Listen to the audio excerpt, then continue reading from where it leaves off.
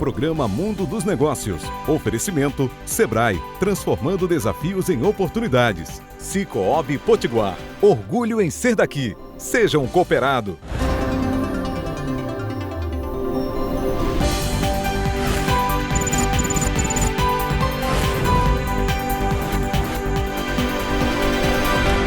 Olá, bom dia. Estamos começando agora mais um programa Mundo dos Negócios.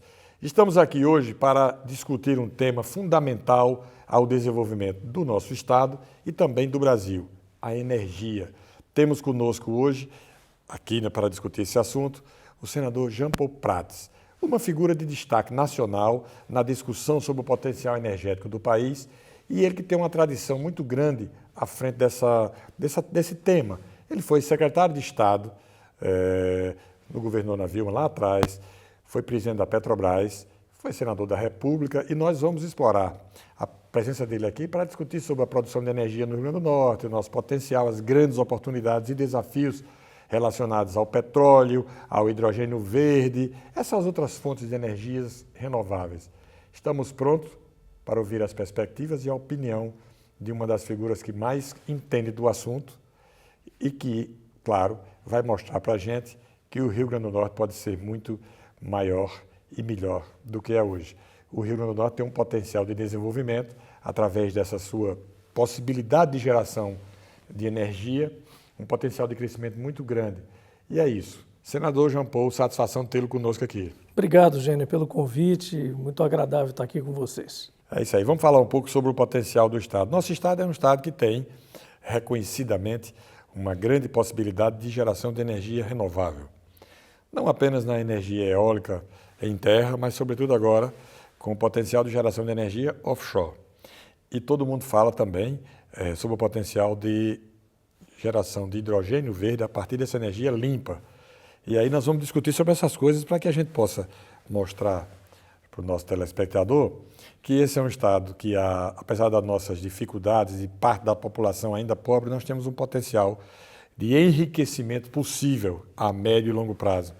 Então, eu queria saber qual é a sua visão sobre esse potencial energético do Estado e o que é que a gente pode fazer para tentar acelerar o processo ou alavancar o desenvolvimento.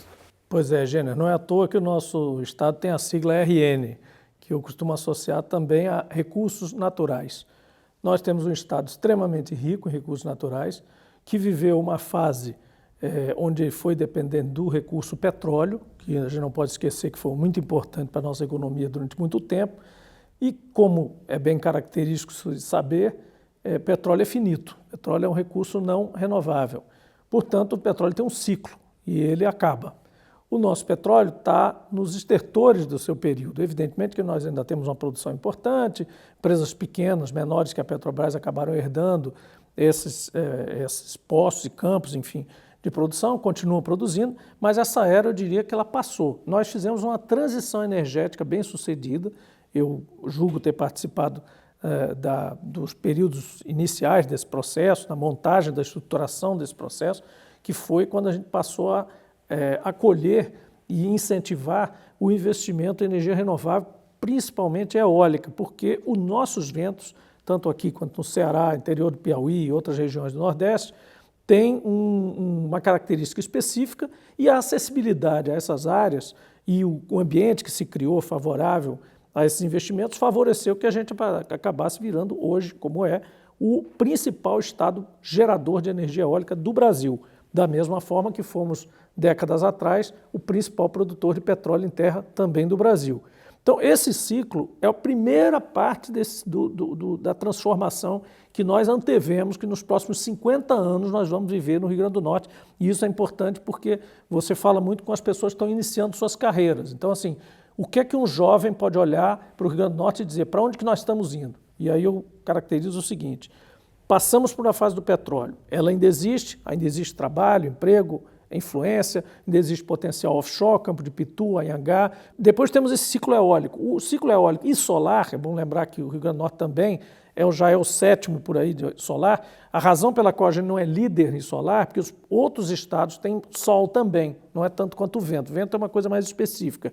Sol, norte de Minas tem sol, São Paulo tem sol. Então você tem muita geração, porque lá tem muita carga, muita demanda. Então você coloca as usinas solares também lá naqueles lugares, então a gente perde um pouco algumas posições aí. Mas em eólica nós somos imbatíveis e vamos ficar aí nesse período gerando energia acessível, limpa, e agora com a fronteira marítima a gente abre mais um potencial que é, eu arrisco dizer, praticamente de energia infinita, Gêner. O que é que você chama de fronteira marítima?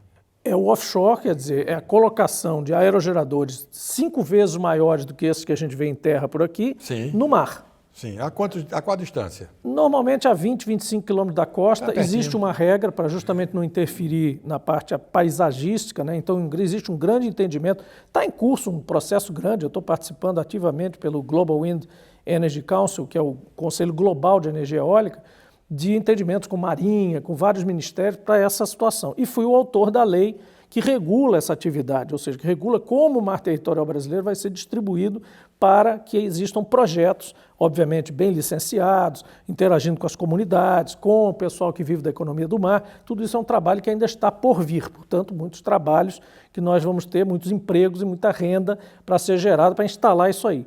Mas o importante é o que vem depois disso, que você falou de hidrogênio. Sim. Então é o seguinte, nós, nessa fase de grandes geradores de energia renovável, somos exportadores de energia. Então nós exportamos hoje mais ou menos 3 vezes mais do que a gente consome, porque somos uma economia pequena, relativamente. Então a gente exporta muito. Entra no sistema nacional e vai para os outros Isso, vai estados. na linha de transmissão e vai para o Sudeste, vai para a Bahia, vai até para o Rio Grande do Sul, porque está tudo integrado, vai para onde for. Isso é bom? É, até um certo ponto, bom, é receita para o Estado, enfim, são empregos, a gente está aqui gerando quando a gente não tinha nada. É bom lembrar que antes de eu assumir lá no governo de Vilma, quando eu encontrei o Estado no setor de energia para montar a Secretaria de Energia, a geração de energia no Rio Grande do Norte era zero. Tudo era importado da Chess de Paulo Afonso, sistema de Paulo Afonso, que houve aquela celebração nos anos 50 e tal, da chegada da energia de Paulo Afonso. Mas isso era energia da Bahia vindo para o Rio Grande do Norte. Nós não tínhamos produção aqui. Agora nós temos não só para o nosso gasto, como exportamos 3 vezes mais do que a gente consome, quando eu disse. Bom, eu dizia, isso é motivo de orgulho? É. Isso é bom para os empregos e renda? É. Mas é suficiente? Não. Porque nós vamos chegar a uma segunda fase que nós vamos querer ter o orgulho de produzir coisas aqui com essa energia. Então, hidrogênio é uma forma também, já intermediária, de exportar energia para outros mercados através da forma líquida, porque o hidrogênio nada mais é do que liquefazer o vento. A gente pega o vento, transforma em energia, separa o hidrogênio e o oxigênio na água através de eletrólise, coloca o hidrogênio num navio e leva para a Alemanha. Navio esfera. Navio esfera, navios criogênicos, enfim, navios de transporte de hidrogênio são parecidos com os de gás natural liquefeito.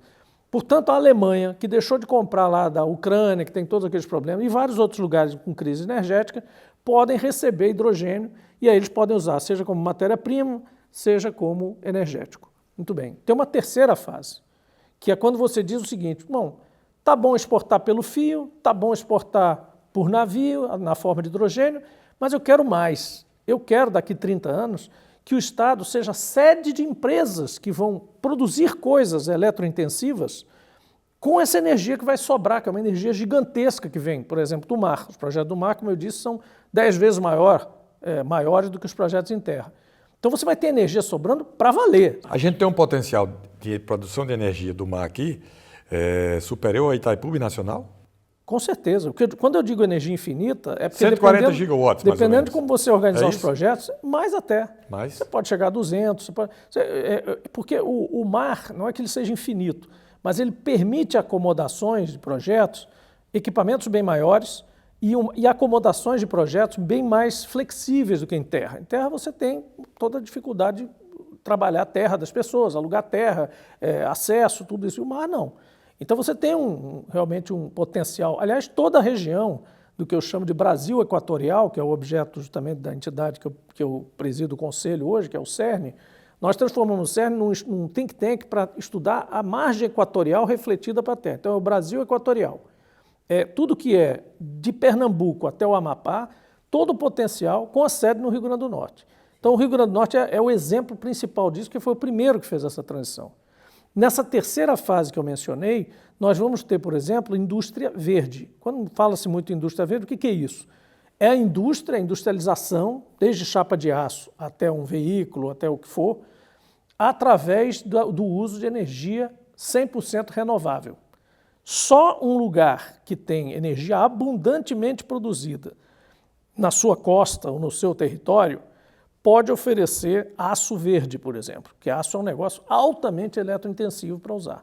Hoje você usa outras fontes para produzir aço, que não são verdes. Então, aço verde, só o Rio Grande do Norte, Ceará, só esses lugares poderão ter condição de oferecer de verdade. Nós estamos perdendo a largada para o Ceará? Não. Porque aqui não tem uma previsão de indústria aqui, não, né? Não, não. Tem uma planta que a Petrobras ia instalar aqui no Açu? Sim, mas nós não estamos perdendo não, sabe por quê? O Ceará, a única coisa que eventualmente conta muito, claro, é que você tem o Porto IPCEM e uma ZPE no Porto. Né? Sim, já nós tem aqui lá. cometemos a bobagem de fazer tudo separado, né? Uma ZPE num canto, um Porto Natal no outro, um aeroporto no outro canto, então está tudo desconjuntado, porém está perto.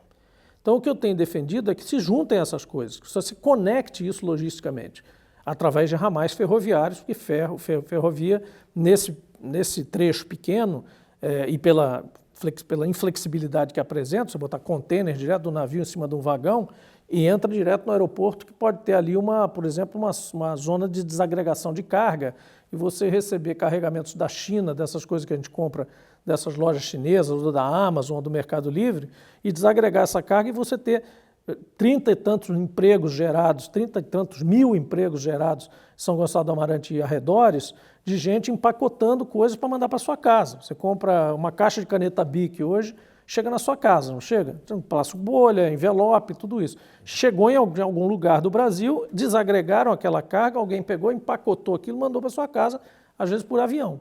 A maior parte das vezes, inclusive, é por avião. Então, nós temos um porto e um aeroporto, um do lado do outro. A única posição favorável, assim, que acontece no Nordeste brasileiro. Todos os outros são portos longe de aeroporto, desconectados, etc. Por fim, nós temos uma ZPE meio desativada, meio parada. Quer dizer, a área destinada. Junto, né? Então você pode esticar aquilo, você pode criar ramais logísticos, como eu falei, e ter tudo isso organizado de uma coisa só e muito rápido, porque você já tem ali, não é questão nem de... existe agora, aventa-se essa hipótese de um outro porto em Caiçara do Norte também, você pode fazer aquilo como apoio para as futuras atividades offshore, etc. Nada impede que você tenha duas alternativas, mas hoje você tem o Porto de Natal, que é conectável, o aeroporto, que é um aeroporto que foi concebido para ser um aeroporto de carga, originalmente, depois acabou juntando as funções, e tem uma ZPE. Lá no Ceará, qual é a diferença? Eles têm P100, tem a ZPE em cima, então eles já têm fábricas de pás, por exemplo, fábricas de turbinas, tem outras fábricas que estão se instalando e tem vários protocolos assinados de fábricas de hidrogênio, mas não tem nenhuma funcionando. Né? Aqui não tem nada hoje, né? Não, aqui parece que tem também 3 ou 4 protocolos assinados de hidrogênio, mas não tem exatamente definido aonde que eles se instalariam, etc. e tal. São intenções. Né? De qualquer forma, de fato, projetos de hidrogênio, no final das contas, vão surgir 3 ou 4 mesmo, entre os nossos 2 estados aqui na nossa região. No médio prazo, eu não vejo espaço para mais de 4. Sim. Mesmo assim, ainda tem muitas dúvidas sobre qual seria o preço disso, qual é o mercado, a quem isso seria. A Petrobras vai entrar fortemente vendido. Nessa área do hidrogênio, a Petrobras? Olha, a Petrobras, quando a gente Na sua época tinha esse comentário, né? Não, nós tivemos à frente da Petrobras num momento em que a gente revigorou a empresa para praticamente para a energia, mundo, né? Para o mundo da energia, inclusive. Mas primeiro até o próprio ofício dela, que é produzir petróleo e refinar petróleo. Né? Então você lembra que haviam 8 refinarias à venda, né? E nós cessamos essas vendas das refinarias grandes, estratégicas do país, para justamente, inclusive, poder implementar a política dissociada da paridade de importação. Nós estávamos praticando antes um preço que era o preço da Alemanha, mais o frete colocado aqui na porta da refinaria brasileira. Então isso não fazia o menor sentido, porque isso premiava o importador mais ineficiente. O importador mais ineficiente conseguia chegar com um preço igual ao da Petrobras, que tinha vantagens competitivas que não usava. Então nós recuperamos essas vantagens competitivas, passamos a vender com preço de mercado, mas mercado brasileiro, ou seja, mercado que sabe-se que é composto de algumas refinarias brasileiras, mais a composição de produtos importados, mas e recuperamos o orgulho da empresa, né? O orgulho de usar o crachá, o orgulho de trabalhar na Petrobras e, portanto, preparando ela também para dar esse salto para frente. E aí a questão era, vamos fazer mais do mesmo, do que os outros já fazem? biodiesel, biocombustível, entrar nesse mercado, continuar no mercado de combustível, ou vamos aproveitar que a empresa é uma empresa visionária, com grande escala e importante para o Brasil e dar saltos que outras empresas não dariam. Foi aí que nós jogamos a ideia no plano estratégico de começar a analisar operações offshore de eólica, operações de hidrogênio de grande porte, até porque a gente é consumidor de hidrogênio na Petrobras, nas próprias refinarias, então seu próprio consumo bancaria as plantas iniciais, e a produção de diesel com conteúdo renovável, que não era biodiesel, e sim diesel produzido em refinaria, refinando óleo vegetal, que é uma coisa fantástica. Se você parar para pensar, nunca ia imaginar que você ia pegar uma refinaria de petróleo, jogar 100% de óleo vegetal lá dentro e conseguir sair do outro lado diesel, não biodiesel, diesel, normal. E isso a refinaria de Rio Grande já está apta para fazer, como projeto piloto, lá no Rio Grande do Sul. Muita informação, a energia é uma alternativa para o enriquecimento do Estado. Eu vou fazer um breve intervalo e continuarei daqui a pouco. Espero que você se mantenha aí, não saia daí, conversando aqui com o senador Jean Paul Prats, com essa conversa riquíssima na área de energia, para demonstrar a você que nós temos um futuro bom pela frente, se as pessoas que estão à frente do poder tiverem juízo, no sentido de proporcionar o desenvolvimento econômico. É bem rapidinho, não saia daí.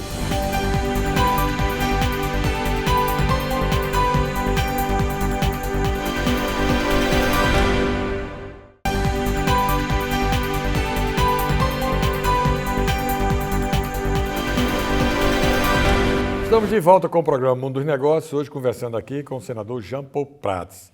No intervalo, quer dizer, antes do intervalo, você estava falando sobre o porto, o aeroporto, a ZPE, e aí eu queria saber o seguinte: quais são os principais desafios para a infraestrutura do Estado nesse novo momento nesse novo momento de crescimento energético do Estado? Veja, o Estado tem a vantagem de ser um Estado territorialmente pequeno, né? Então, assim, comparar com Ceará, com Piauí principalmente, né? Você imagina, hoje Piauí está se desenvolvendo muito na região do sul do Piauí, né? Fronteira agrícola, subindo ali. Então a diferença ali, se bobear, são 6 horas de carro para a capital, entendeu? Então, assim, é um desafio grande. Além disso, não tem acesso ao mar quase. Enfim, mesmo assim, tem lá um porto em Parnaíba, etc. Então, assim, o nosso... Só um comentário, belíssima Parnaíba, né? Belíssimo, bonito belíssimo ali, né? Um pedacinho pequenininho, mas lindíssimo, né? Eu fiz um sobrevoo uma vez ali, espetacular. Foi, né? Ali é muito lindo. Agora, o Rio Grande do Norte tem, ao contrário, tem uma vantagem gigantesca. Ele pega a parte da margem atlântica, né, que é daqui, enfim, do Sagi até Touros, depois de Touros até Tibau, Grossos ali. Então você tem os 2 mares praticamente, duas partes do Oceano Atlântico com configurações climáticas completamente diferentes, configurações de acesso, calado, tudo totalmente diferentes.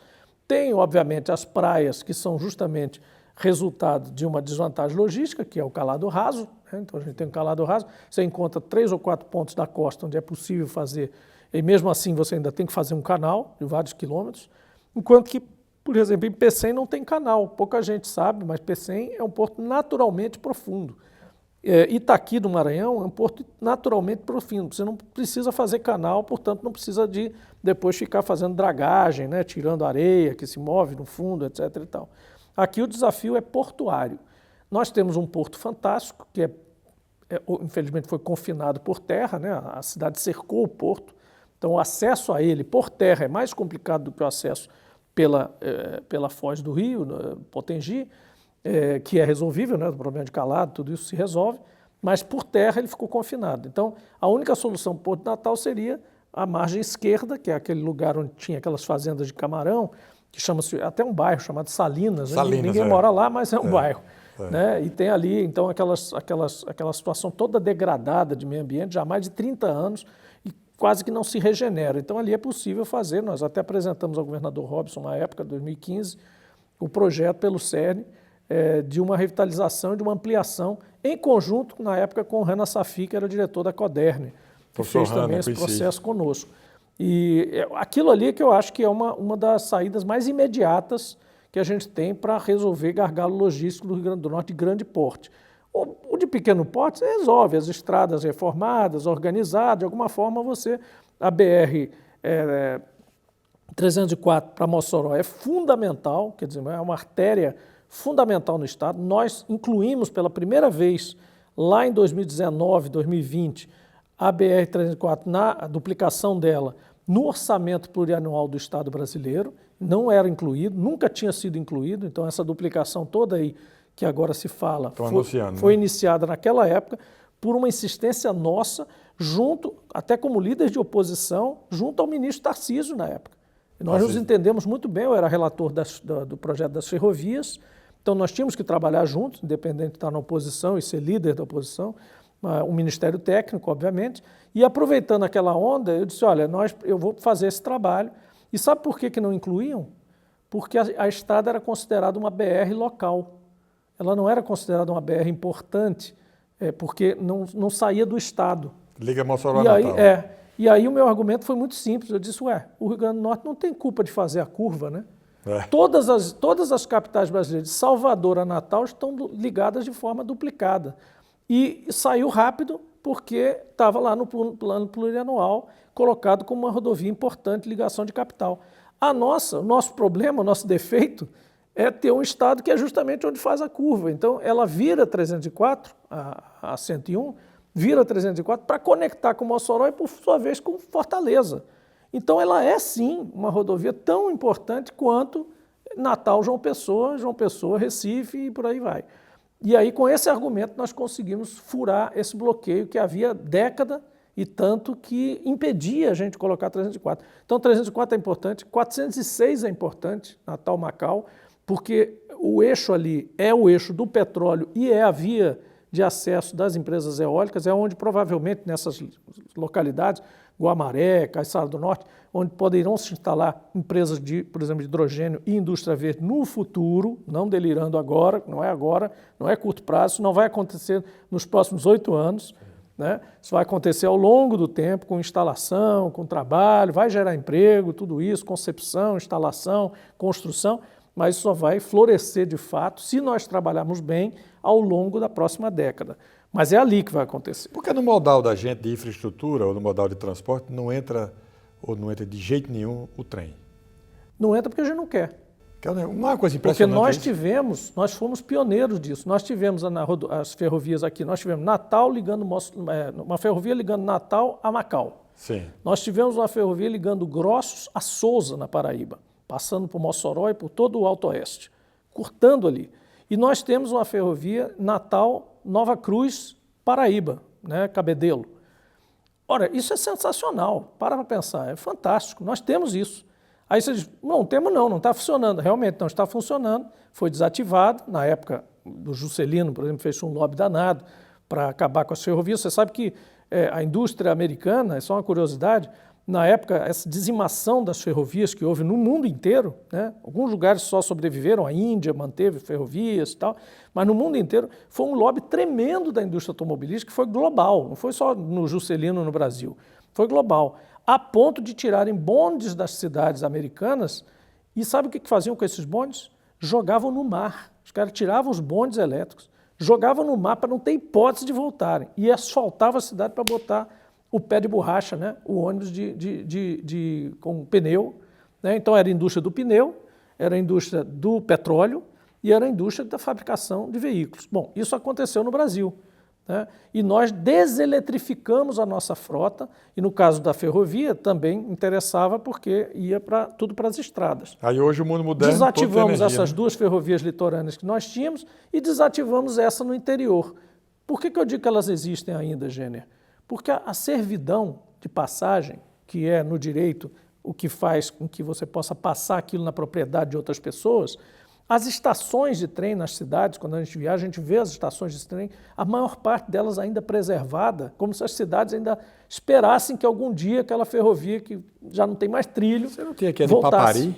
Não era ali, sim, né? Sim, Papari é uma belíssima, estação, né? Mas tem outras, tem vários lugares. Afonso Bezerra tem estação, várias cidades onde, ao longo dessa ferrovia, a estação está lá. Ela uma hora virou um museu, centro cultural, outra está fechada lá, aqui em uma cidade aqui, bem pertinho,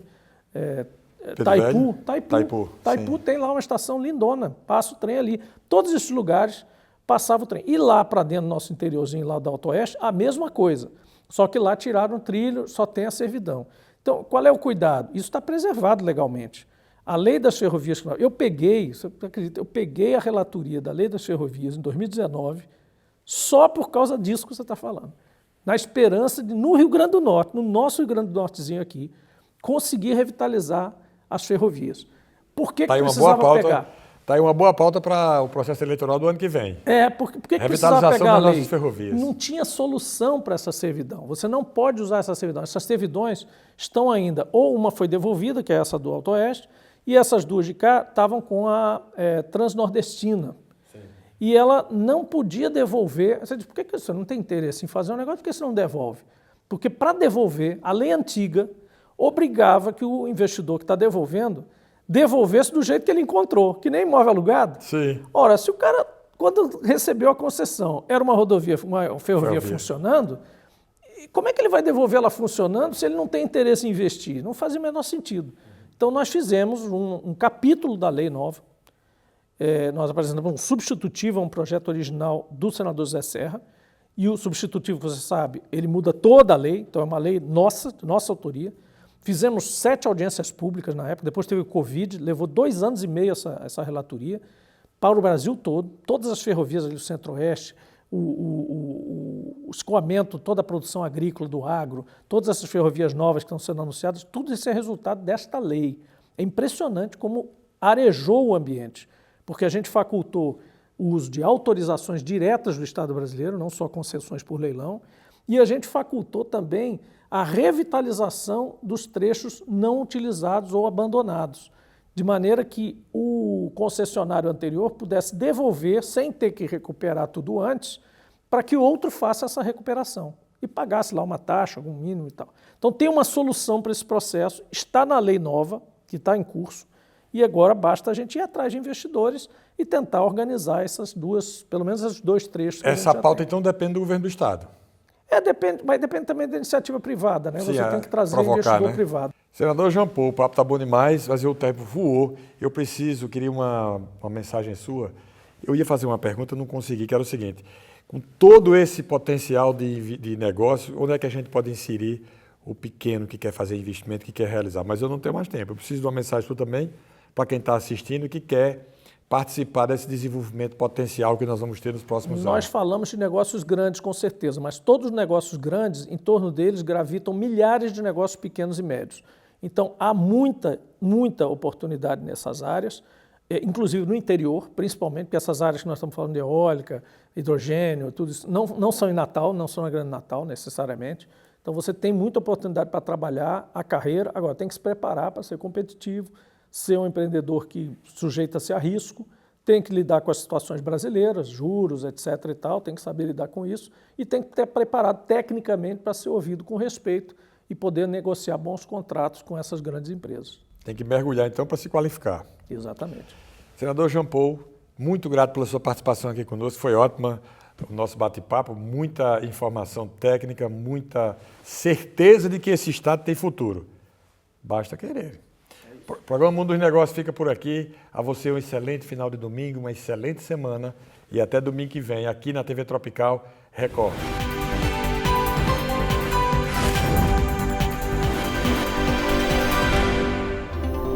Programa Mundo dos Negócios. Oferecimento Sebrae, transformando desafios em oportunidades. Cicobi Potiguar, orgulho em ser daqui. Seja um cooperado.